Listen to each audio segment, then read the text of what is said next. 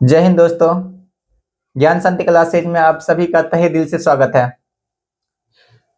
मेरे भाई, इस वीडियो में हम क्लास नाइन्थ की एनसीईआरटी चैप्टर यूक्लिड की ज्यामिति परिचय को एकदम डिटेल्स में देखेंगे।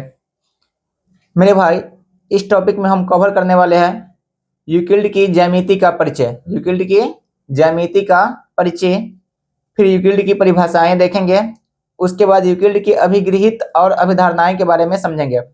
सबसे पहले ये समझेंगे कि ज्यामिति क्या है। तो मेरे भाई, ज्यामिति, जिसे इंग्लिश में ज्योमेट्री कहा जाता है, ज्यामिति शब्द की उत्पत्ति ग्रीक भाषा के दो शब्दों से हुई है। एक जियो, जिसका अर्थ है पृथ्वी, दूसरा मेट्रन, जिसका अर्थ होता है मापना। इससे स्पष्ट होता है कि ज्यामिति का प्रारंभ भूमि मापने की आवश्यकता से हुआ था। मेरे भाई, अगर आपसे कोई पूछे कि ज्यामिति का प्रारंभ किन कारणों से हुआ था, तो आप क्या बोलेगा? भूमि मापने की आवश्यकता से। सबसे पहले अब ये देखते हैं हम कि यूक्लिड कौन थे। मेरे भाई, यूक्लिड कौन थे? तो यूक्लिड प्राचीन यूनान के एक महान गणितज्ञ थे, जिन्हें ज्यामिति का जनक भी कहा जाता है। यूक्लिड का सबसे प्रसिद्ध कार्य है उनकी पुस्तक एलिमेंट्स, जो गणित के इतिहास की सबसे प्रभावशाली पुस्तकों में से एक है। ये याद रखेगा कि यूक्लिड का सबसे फेमस बुक कौन सा है, तो वो है एलिमेंट्स, जो कि इतिहास की सबसे प्रभावशाली पुस्तकों में से एक है। यह पुस्तक 13 खंडों में विभाजित है।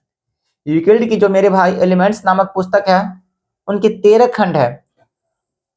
अब मेरे भाई आगे देखेंगे यूक्लिड की परिभाषाएं। यूक्लिड की निम्न परिभाषाएं हैं। सबसे पहले यूक्लिड ने कई सारी परिभाषाओं के बारे में जिक्र किया है, तो हम उतना ज्यादा नहीं देखेंगे, लेकिन फिर भी जो हमारे काम लायक उन सब के बारे में हम देखेंगे। सबसे पहले मेरे भाई, बिंदु क्या है? तो बिंदु वह है जिसका कोई भाग नहीं होता है। जैसे कि मेरे भाई यहाँ पर देखिए, ये छोटा सा पॉइंट लिया हम, यही है बिंदु, इसका कोई भाग नहीं है। इसका इतना छोटा भाग है कि इसका और खंड संभव ही नहीं है, तो उसे हम बिंदु कहेंगे। यानी कि हम कह सकते हैं दूसरे शब्दों में कि बिंदु की कोई बीमा नहीं होती है। बिंदु की कोई बीमा नहीं होती है, न लंबाई होती है, न चौड़ाई होती है, और न ही ऊंचाई होती है। मेरे भाई, उन्होंने आगे बताया रेखा के बारे में। एक रेखा चौड़ाई रहित लंबाई होती है। चौड़ाई रहित लंबाई का मतलब मेरे भाई, उसमें लंबाई तो होगा लेकिन चौड़ाई नहीं होगा। दूसरे शब्दों में कहे तो रेखा में केवल एक बीमा यानी कि लंबाई होती है, बाकी चौड़ाई नहीं होती है। आगे मेरे भाई, रेखा के अंत बिंदु जो होते हैं ना, क्या होते हैं? रेखा का जो अंत है ना, वो किससे होता है? तो रेखा के अंत सिरे बिंदु होते हैं। रेखा का जो अंत होता है, जैसे कि एक रेखा लिए हम, इसका जो अंत सिरा है ना, इधर का अंत और इधर का अंत सिरा, ये क्या होते हैं? कि बिंदु होते हैं।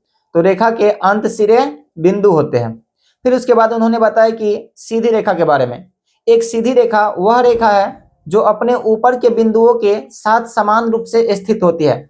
मेरे भाई, कोई भी सीधी रेखा लीजिए, ये सीधी रेखा वह रेखा है जो अपने ऊपर अनंत बिंदुओं के साथ सपाट रूप से स्थित होते हैं, यानी कि क्रमबद्ध तरीके से एक ही दिशा में, एक ही सीध में इस रेखा पर बहुत सारे बिंदु स्थित होते हैं। उसके बाद उन्होंने बताया पृष्ठ या सतह के बारे में, जिसे सरफेस कहा जाता है। एक पृष्ठ वह है जिसकी केवल लंबाई और चौड़ाई होती है।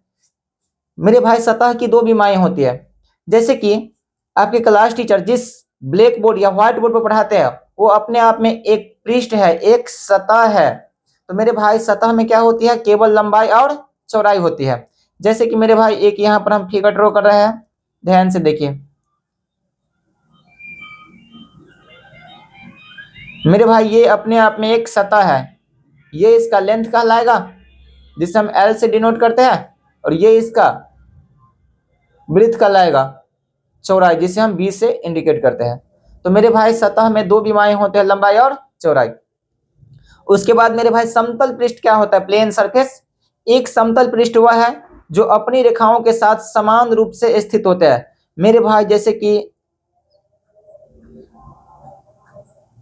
इसी को हम कह सकते हैं एक समतल पृष्ठ है जो अपनी ही रेखाओं पर, इस पृष्ठ में कितने रेखा होंगे? तो अनंत रेखा।